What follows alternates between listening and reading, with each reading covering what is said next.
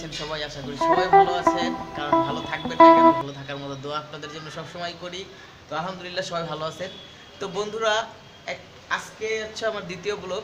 তো আজকে দ্বিতীয় ব্লগে আপনাদেরকে আমরা খুবই চমৎকার একটা চায়ের সন্ধান পেয়েছি, যেটা অনেক দূর দূরান্ত থেকে মানুষ যায়, সেখানে চা খেতে যায়। চাটা খুবই চমৎকার একটি চা। তো আমরা আসলে দুই বন্ধু আজকে সেখানে চা খেতে যাব, আপনাদেরকেও নিয়ে যাব। তো আপনাদের সাথে সেই মজাদার চায়ের ফিল্ডটা এবং সেই মজাদার চাটা কোথায় পাওয়া যায় একটু ডিটেলসে আপনাদেরকে জানিয়ে দেব। তো বন্ধুরা, আর দেরি করব না, চলুন আমরা এখন বের হয়ে যাব সেই মজাদার ইন্ডিয়ার বিখ্যাত বলে আপনার মটকা চা। তো সেই মটকা চাইয়ে আমরা কেমন স্বাদ দেখতে কেমন কিভাবে তৈরি হয় সেটা দেখতে আমরা এখনই যাব। এখন কিন্তু আমরা বাসার থেকে একদম নেমে পড়ছি। এখন আমরা তো এখন আমাদের যাত্রা শুরু। তো ইনশাল্লাহ এভাবে দেখতে থাকে, ঠিক আছে?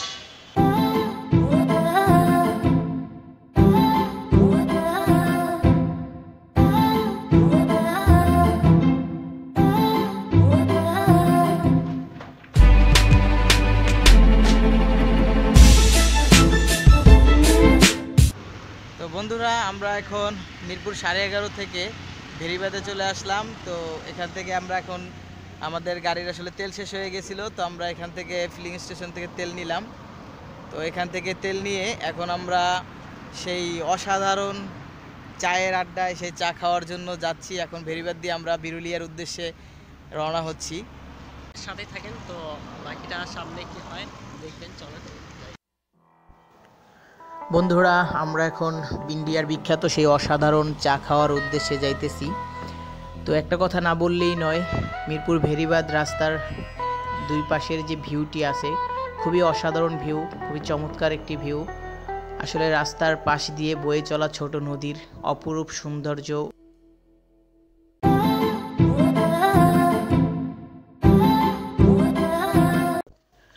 তো বন্ধুরা, অবশেষে আমরা চলে আসলাম সেই ইন্ডিয়ার বিখ্যাত মটকা চায়ের এখানে। তো আমরা এখানে আসলে আপনাদেরকে দেখাবো আসলে এখানে মটকা চাটা কিভাবে তৈরি করে এবং এটার দাম কত।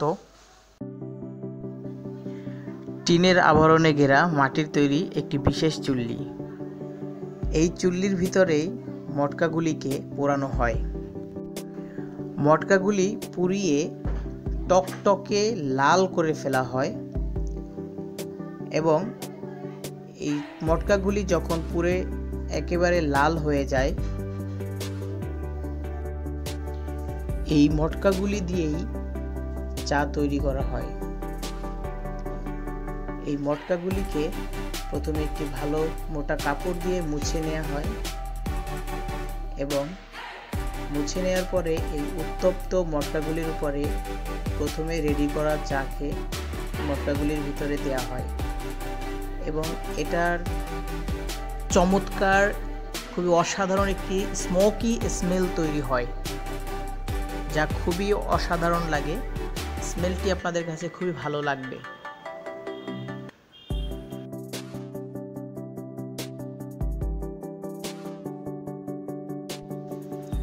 এবং এই চাটিকে আরও বেশি সুস্বাদু, আরও বেশি মজাদার করার জন্য এই চায়ের ভিতরে গুঁড়ো দুধ এবং বাদাম দেয়া হয়। তো এই গুঁড়ো দুধটি চায়ের উপরে যখন দেওয়া হয়, এটির লুকটা খুব চমৎকার লাগে। তো আপনারা যারা অনেক বেশি চা খেতে পছন্দ করেন, তারা আসলে একবার হলেও এটি ট্রাই করতে পারেন। খুবই অসাধারণ চা।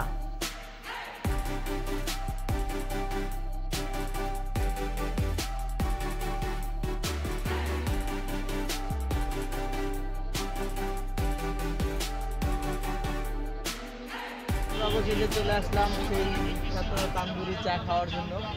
তো এখানে চমৎকারভাবে চা বানায়। তো চায়ের দামটা কী রকম? আমাদের 20 টাকা, তান্দুরি মালাই চা 40 টাকা, তান্দুরি মালাই চা তান্দুরি মালাই চা স্পেশাল। আসলে তান্দুরি মালাই চাটা স্পেশাল। তো আমরা আসলে খেয়ে দেখি তান্দুরি মালাই চাটা কীরকম হয়। তো দেন আমাদেরকে দুটো তান্দুরি মালাই চা দেন।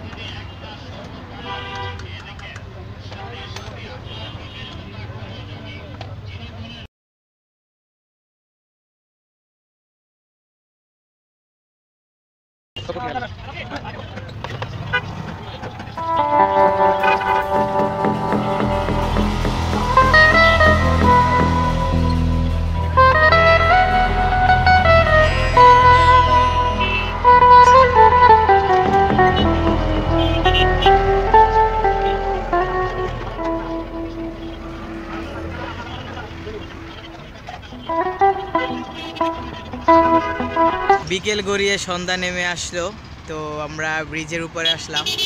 তো ব্রিজের চারপাশের লুকটা আসলে খুবই চমৎকার, গ্রামের মতো অনেকটা। তো আসলে শহরের যান্ত্রিক কোলাহল থেকে বের হয়ে একটু রিফ্রেশের জন্য এখানে আসতে পারেন। এখানে এসে আসলে একটু গ্রামীণ পরিবেশে একটু রিফ্রেশও হতে পারলেন, আবার এখানে এসে এই অসাধারণ চা খাওয়ার যে একটা ফিল, এটা উপভোগ করতে পারলেন। তো বন্ধুরা, অবশ্যই যারা হচ্ছে সাভার থেকে আসবেন, বা সাভার থেকে আসলে ঠিক এই ব্রিজ থেকে এসে আপনার এই বিরুলিয়া ব্রিজে এসে বিরুলিয়া ব্রিজের ঠিক নিচের দিকেই হচ্ছে আপনার চায়ের দোকানটি।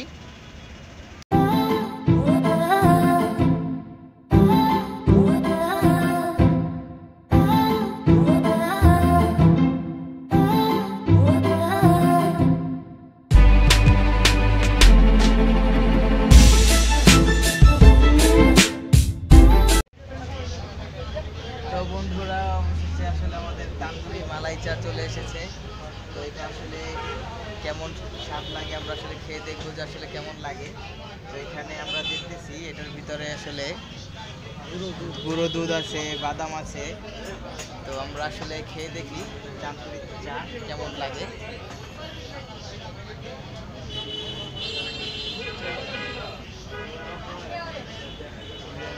অসাধারণ অসাধারণ আসলে তান্দুরি চা, সেই ইন্ডিয়ার বিখ্যাত তান্দুরি চা আসলে খুবই চমৎকার, খুবই অসাধারণ, আসলে অনেক টেস্টি। আপনারা যারা আসলে চা খেতে ভালোবাসেন, চা যাদের খুব পছন্দ, তারা চাইলেই এখানে হচ্ছে আপনারা এসে এই তান্দুরি চাটা একবার টেস্ট করতে পারেন। খুবই চমৎকার চা।